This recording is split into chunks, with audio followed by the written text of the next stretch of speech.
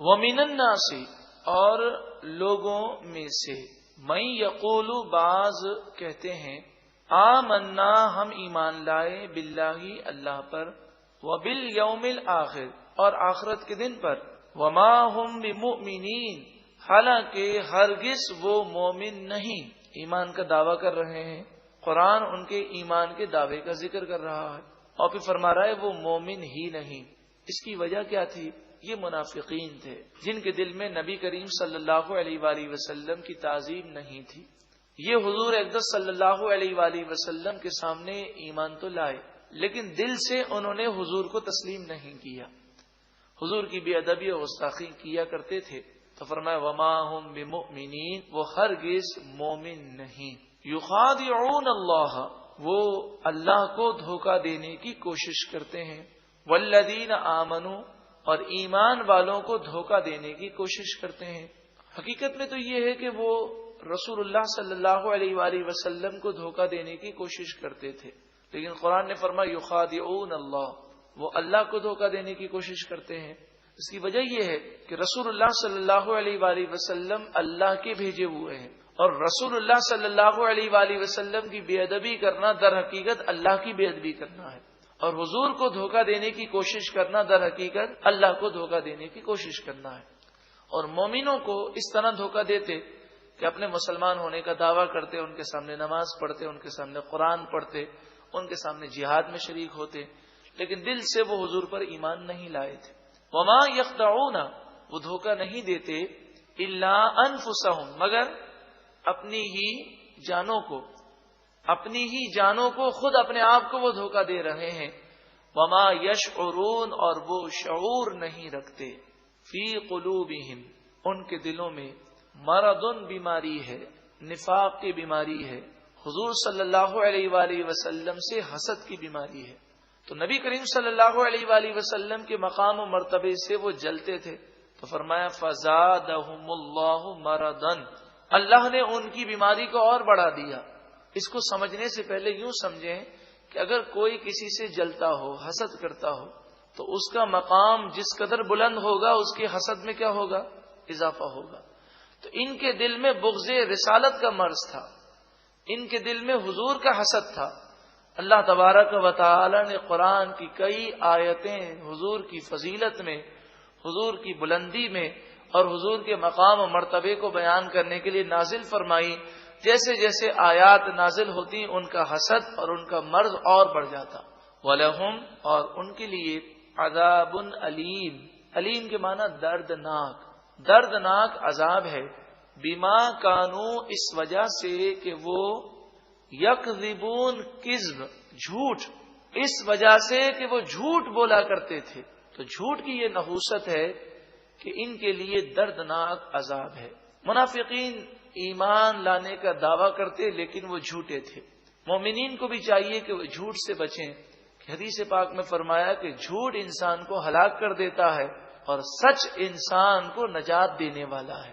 وَإِذَا، اور جب قیلا، کہا جائے، لہم، ان منافقوں سے، لا تفسدوا، تم فساد نہ کرو، فی الارض، زمین میں، ایسی باتیں کر کے، حضور کے خلاف باتیں کر کے، حضور کی تعظیم و توقیر نکالنے کی کوشش کرتے ہو تو مسلمانوں میں فساد ہوتا ہے، تم فساد نہ کرو. قالو، وہ کہتے ہیں، انما نحن مصلحون، ہم تو صرف اصلاح کرنے والے ہیں. مصلح مانے اصلاح کرنے والے. وہ کہتے ہیں ہم توحید کی حفاظت کر رہے ہیں. صحابہ کرام تعظیم میں بہت آگے بڑھ گئے ہیں تو ہم تو اصلاح کر رہے ہیں. مفسرین نے اس پہ بڑی تفصیل لکھی ہے، صرف ہم مختصر سمجھ رہے ہیں. تو یہ فساد کر رہے ہیں. قرآن ان سے فرما رہا ہے کہ فساد مت کرو، لیکن کیا کہہ رہے ہیں؟ ہم تو اصلاح کر رہے ہیں. پتہ چلا ہر فسادی شخص یہی کہتا ہے کہ میں فساد کرنے والا نہیں بلکہ میں تو قوم کی اصلاح کر رہا ہوں. الا، سن لو، انہم، ہم، بے شک یہی لوگ، المفسدون، فساد کرنے والے ہیں. ولکن لا یشعرون، لیکن وہ شعور نہیں رکھتے، سمجھتے نہیں ہیں.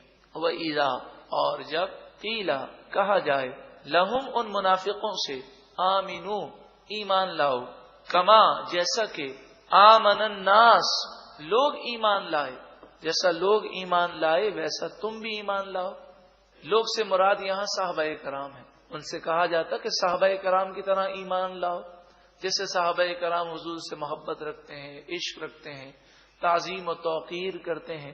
قالو وہ کہتے انؤمن کیا ہم ایمان لائیں، کما جیسا کہ آمن السفہاء بے وقوف لوگ ایمان لائے، یعنی صحابہ کرام کو عشق و محبت کو تعظیم و توقیر کو وہ بے وقوفی قرار دیتے، کیا ہم ان بے وقوفوں کی طرح ایمان لائیں؟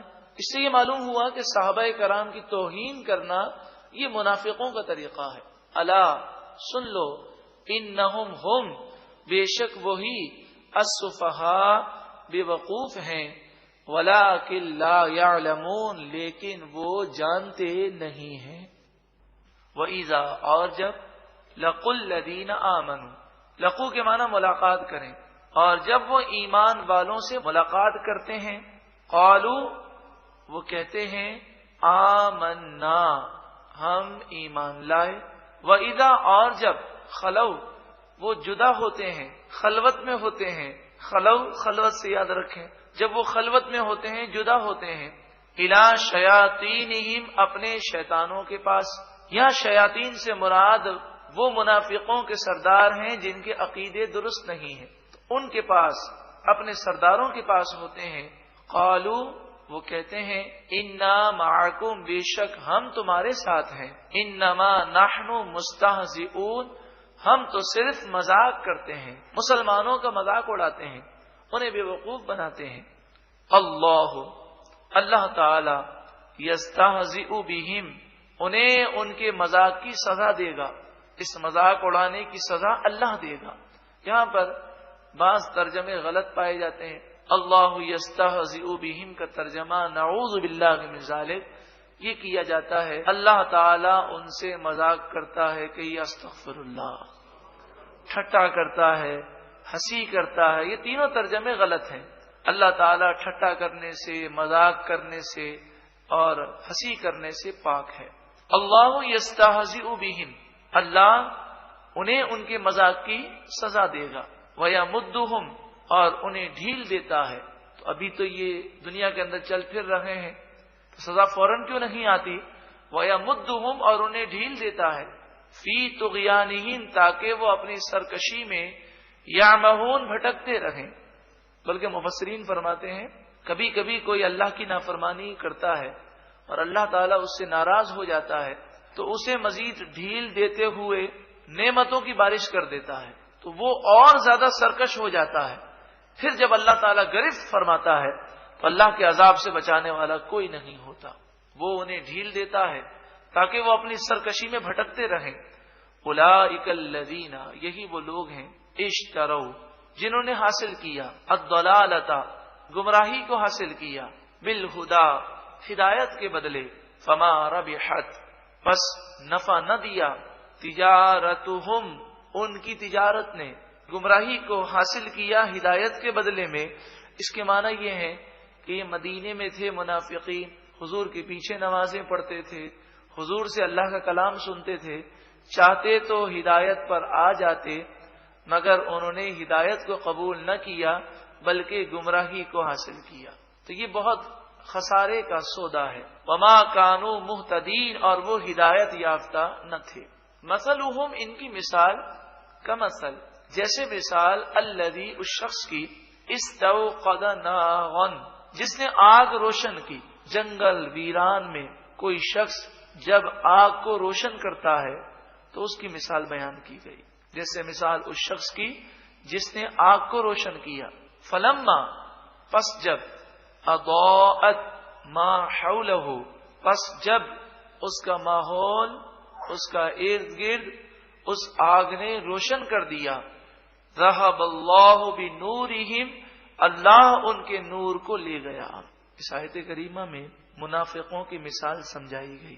سمجھنا چاہیں تو اس طرح سمجھیں کہ جب پہلے ذکر کیا گیا آگ جلانے والے تو اس سے مراد ہیں منافقین جنہوں نے اپنے ایمان کا اظہار کیا، پھر آگ کا بجھ جانا اور ذہب اللہ بنورہم اللہ تعالی نے انہیں نور سے روشنی سے محروم کر دیا، اس سے مراد ہے نفاق کرنا، حضور کا بغض رکھنا۔ تو جب انہوں نے ایمان کا اظہار کیا، کلمہ طیبہ پڑھا، لا الہ الا اللہ محمد رسول اللہ صلی اللہ علیہ وآلہ وسلم، تو یہ کلمہ ایسا نور ہے کہ ظاہر اور باطن کو روشن اور منور کر دیتا ہے۔ تو ہونا تو یہ چاہیے تھا، یہ منور ہو جاتے، مگر بغض رسالت کی وجہ سے اس نور سے یہ محروم ہو گئے۔ اور ارشاد فرمایا وَتَرَكَهُمْ، اللہ نے انہیں چھوڑ دیا، فی ظلمات، اندھیریوں میں، لا یبصرون، وہ نہیں دیکھتے، انہیں اب کچھ نظر نہیں آتا، اب وہ بھٹک رہے ہیں، خود بھی گمراہ ہیں، دوسروں کو گمراہ کر رہے ہیں۔ صم، بہرے ہیں، بکم، گونگے ہیں، عمیٌ، اندھے ہیں۔ بہرے، گونگے، اندھے حقیقی معنوں میں نہیں ہے، یہاں مراد یہ ہے کہ اپنے کان سے وہ فائدہ نہیں اٹھا رہے، حق کو نہیں سنتے، حق کو نہیں دیکھتے، حق کے لیے زبان کو استعمال نہیں کرتے۔ سمن، بہرے ہیں، بکمن، گونگے ہیں، عمیٌ، اندھے ہیں، فہم، پس وہ، لا یرجعون، نہیں پلٹیں گے۔ جس طرح بہرا، گونگا، اندھا اگر راہ بھول جائے تو نہ دیکھ سکتا ہے، نہ کسی کی پکار سن سکتا ہے، نہ کسی کو یہ پوچھ سکتا ہے کہ راستہ کس طرف ہے، تو وہ بھٹکتا رہے گا۔ فہم لا یرجعون، اب وہ اسلام کی طرف لوٹ کر نہیں آئیں گے۔ او یا کصیب، جیسے مثال صیب کی، صیب تیز بارش، من السماء، آسمان سے، فیہ، جس میں، ظلمات، اندھیریاں ہیں، ورعد، اور کڑک ہے، وبرق، اور بجلی ہے۔ تیز بارش میں جہاں فوائد ہیں وہاں پر اس بات کا ڈر ضرور ہوتا ہے کہ کہیں بجلی نہ گر جائے۔ جب کڑک زوردار ہوتی ہے تو دل ہل جاتا ہے، اور تیز بارش میں اندھیرا بھی چھا جاتا ہے۔ تو جہاں بارش کے فوائد ہیں وہاں یہ تین چیزیں اس کے ساتھ ہیں۔ تو جہاں اسلام کے فوائد ہیں، جہاں اسلام کی برکتیں ہیں، وہاں آزمائشیں بھی ہیں۔ جہاد میں جانا پڑتا ہے، جان کا نذرانہ پیش کرنا ہے، مقابلے کے لیے گئے تو زخمی ہونا ہے، عزت کو داؤ پہ لگانا پڑتا ہے، اپنی اولاد کو داؤ پہ لگانا پڑتا ہے، کیونکہ جب انسان اسلام پر عمل پیرا ہوتا ہے تو جو لوگ اسلام کے دشمن ہیں وہ اس شخص کے بھی دشمن بن جاتے ہیں۔ تو اس طرح کے واقعات تو ہوتے ہیں۔ تو عقل مند، دانا اور سمجھدار وہ ہوتا ہے جو اس راہ میں پیچھے نہ ہٹے، بلکہ وہ جب اتنا بڑا مقام حاصل کرنے کے لیے چلا ہے، جنت کے حصول کے لیے چلا ہے، تو ان مشکلات کا مقابلہ کرے۔ منافقین کی ایک دوسری قسم تھی۔ پہلی قسم جو آیت نمبر 17 اور آیت نمبر 18 میں بیان ہوئی، یہ وہ قسم تھی جو پکے منافق تھے۔ اور او کصیبن سے منافقین کی اس قسم کا بیان ہے جو شک میں مبتلا تھے، کبھی اسلام کی طرف مائل ہو جاتے، کبھی کفر کی طرف چلے جاتے، کبھی حضور کی تعظیم و محبت آتی اور کبھی پھر باتیں سن کے نبی کریم صلی اللہ علیہ وآلہ وسلم کے گستاخ بن جاتے۔ تو فرمائے ان کی مثال کیسے ہے؟ ان کی مثال ایسے ہے کہ جب تیز بارش ہوتی ہے تو اس میں مشکلات بھی آتی ہیں، تو وہ آزمائشیں دیکھ کر اسلام سے یہ لوگ منحرف ہو جاتے ہیں، اور جب انہیں اسلام کا فائدہ ملتا ہے تو بڑے خوش ہوتے ہیں۔ اس کی مزید تشریح اور تفسیر آگے کی گئی، یجعلون، وہ ڈالتے ہیں، اصابعہم، اپنی انگلیاں، فی آذانہم، اپنے کانوں میں، من الصواعق، کڑک کے سبب۔ صواعق اس کڑک اور اس بجلی کو کہتے ہیں جو چمکتی بھی ہے، شور بھی مچاتی ہے اور گر بھی پڑتی ہے۔ تو اس گرنے والی بجلی کے خوف سے یہ اپنے کانوں میں انگلیاں ڈالتے ہیں، حذر الموت، موت کے ڈر سے۔ لیکن جس طرح بارش میں کوئی شخص ہو کان میں انگلی ڈال دے تو کیا بجلی کے گرنے سے وہ بچ سکتا ہے؟ اسی طرح یہ منافقین بھی کچھ بھی کر لیں اللہ کے غضب سے نہیں بچ سکیں گے۔ واللہ، اور اللہ تعالی، محیط، گھیرنے والا ہے، بالکافرین، کافروں کو۔ یکاد البرق یخطف ابصارہم، قریب ہے کہ یہ بجلی ان کی آنکھیں لے جائے، ہلاکت بالکل قریب آ گئی ہے۔ ان کا نفاق کا مرض اس قدر بڑھ گیا ہے، یہ بیماری ان کو تباہ کرنے والی ہے۔ کلما اضاء لهم مشوا فیہ، کلما، جب کبھی، اضاء، روشنی ہوتی ہے، لہم، ان کے لیے، مشوا فیہ، وہ اس میں چلتے ہیں۔ جب بھی فتوحات ملتی ہیں، جب بھی فائدہ ہوتا ہے تو اسلام پر چلنا شروع کر دیتے ہیں، کہتے ہیں اسلام تو بہت اچھا مذہب ہے۔ وَإِذَا، اور جب، أَظْلَمَ، اندھیرا چھا جائے، علیہم ان کے اوپر قاموا وہ کھڑے رہ جاتے ہیں. جب مشکلات آتی ہیں تو اسلام پر چلنا چھوڑ دیتے ہیں. اس کی مثال ہم اس طرح دے سکتے ہیں کہ بعض لوگ وہ ہوتے ہیں کہ نماز اللہ کی رضا کے لیے نہیں بلکہ اپنے مشکلات کے حل کے لیے پڑھتے ہیں. اب نماز پڑھنا شروع کریں اور مشکلات حل ہو جائیں تو نماز پڑھتے رہتے ہیں، اور اگر نماز پڑھنا شروع کریں اور مشکل جیسی ہو ویسی ہی رہے تو بسا اوقات وہ بد نصیب نماز کو چھوڑ دیتے ہیں اور کہتے ہیں مجھے تو کوئی فائدہ نظر نہیں آتا، وظیفہ پڑھنے کا کوئی فائدہ نظر نہیں آتا. یہ سوچ غلط ہے.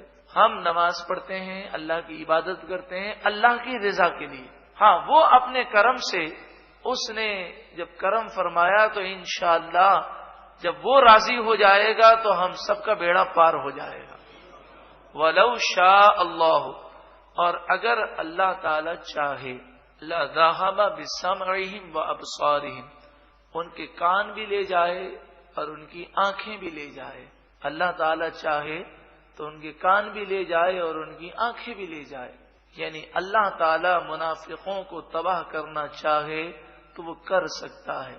تو منافق یہ نہ سمجھیں، کافر یہ نہ سمجھیں، دشمنان اسلام یہ نہ سمجھیں کہ اللہ تعالی نعوذ باللہ من ذالک کچھ نہیں کر سکتا. آزمائش ہے، امتحان ہے. ملائیشیا سے ایک بھائی تشریف لائے تو وہ مجھے بتا رہے تھے کہ آج ملائیشیا میں کئی ایسے مسلمان کہلانے والے ہیں جو نام نہاد مسلمان ہیں، دین سے بہت دور ہیں، بہت ماڈرن ہو گئے ہیں، بکواس کرتے ہیں. ان کا کہنا تھا کہ میں نے کئی عیسائیوں کو مسلمان کیا ہے اور کئی مسلمانوں کو سیدھا کرنے کی کوشش کی ہے. آج کل ملائیشیا میں انہوں نے ایک سوال پیدا کیا ہے، ویئر از گاڈ؟ خدا کہاں ہے؟ نعوذ باللہ من ذالک. اس سوال کا پس منظر کیا ہے؟ وہ کہتے ہیں فلسطین میں ہم پٹ رہے ہیں، عراق میں ہم پٹ رہے ہیں، افغانستان میں ہم پٹ رہے ہیں، کشمیر میں ہم پٹ رہے ہیں، پوری دنیا میں مسلمان مار کھا رہے ہیں، ہم خدا کو ماننے والے ہیں. نعوذ باللہ من ذالک. وہ یہ سوال کرتے ہیں کہ اللہ تعالی ہماری مدد کیوں نہیں کرتا؟ کہ استغفر اللہ. تو یہ نادانی ہے. اول تو ہمارے گناہ ہیں جن کی وجہ سے یہ آزمائش آئی. اول تو ہم قرآن سے دور ہو گئے جس کی وجہ سے یہ مصیبتیں ہیں. ہم بے حیائی، فحاشی اور یعنی بے پردگی میں مبتلا ہو گئے. ہم مسلمانوں میں سے اکثریت بے نمازی ہے، اکثریت قرآن سے دور ہے. اصل وجہ تو یہ ہے. اور دوسری طرف کافروں کو اگر بظاہر کچھ غلبہ بھی مل جائے تو یہ ہماری آزمائش اور ان کو ڈھیل ہے. اللہ تعالیٰ جو چاہے کر سکتا ہے لیکن اس کی حکمت ہے، اس کی مشیت ہے. اس طرح کے سوالات اپنے ذہن میں پیدا کرنا اور لوگوں سے پوچھنا یہ بہت بڑی بے باکی ہے. اللہ تعالیٰ ہم سب کے ایمان کی حفاظت فرمائے. قرآن مجید فرقان حمید میں ہر پیدا ہونے والے سوال کا جواب موجود ہے. قرآن فرماتا ہے وَلَقَدْ نَصَرَكُمُ اللَّهُ بِبَدْرٍ وَأَنْتُمْ أَذِلَّةٌ بے شک اللہ نے تمہاری مدد بدر کے مقام پر فرمائی ہے جبکہ تم بے سر و سامان تھے. 6 یا 8 تلواریں تھیں. ان 6 یا 8 تلواروں نے 1000 تلواروں کا مقابلہ کیا. 6 یا 8 گھوڑے تھے. ان 6-8 گھوڑوں پر سوار صحابہ کرام نے 1000 کے لشکر کا مقابلہ کیا. تو مدد تو اس وقت بھی آئی لیکن ان صحابہ کرام جیسا جذبہ بھی بیدار کیا جائے. وہ جس طرح قرآن و حدیث پر عمل پیرا تھے اس کے مطابق اگر زندگی گزاری جائے وَأَنْتُمُ الْأَعْلَوْنَ إِن كُنتُم مُؤْمِنِينَ اگر تم پکے مومن ہو تو تم ہی غالب رہو گے. لیکن بات یہی ہے کہ ان کنتم مومنین کے مقام پر فائز تو ہوں.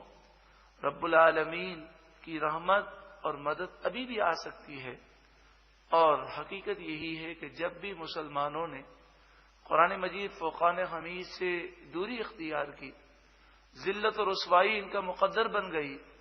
اور جب انہوں نے قرآن و حدیث سے قرب حاصل کیا اور قرآن و حدیث سے وہ وابستہ ہو گئے تو قرآن کے نور سے وہ ہاری ہوئی جنگ بھی جیت گئے. وما اصابکم من مصیبت فبما کسبت ایدیکم.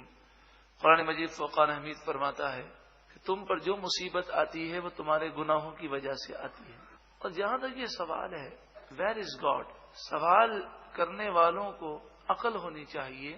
انہیں یہ سوال کرنا چاہیے کہ بدر میں اللہ تعالی کی مدد آئی، حنین کے مقام پر اللہ تعالی کی مدد آئی، صلیبی جنگوں میں اللہ تعالی کی مدد آئی، یہاں تک کہ 1965 کی جنگ میں بھی اگر دیکھا جائے تو اللہ تعالی کی غیبی مدد کا ظہور نظر آیا، تو انہیں یہ سوال کرنا چاہیے کہ وہ پرانے اسلاف جیسا کردار اب ہمارے اندر کیوں نہیں ہے؟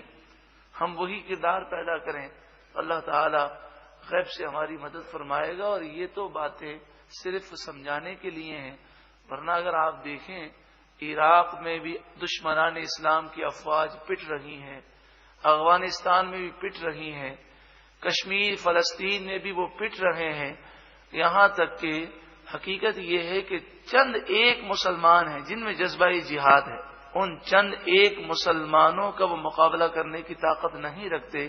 اگر تمام ہی مسلمان جذبہ جہاد سے سرشار ہو گئے تو انشاءاللہ عز وجل دونوں جہاں میں بیڑا پار ہو جائے گا۔ اور یہ بات بھی عرض کروں کہ یہودی ہو یا عیسائی ہو، چاہے ہندو ہو، ہر شخص اللہ تعالی کی قدرت و طاقت کو تسلیم کرتا ہے۔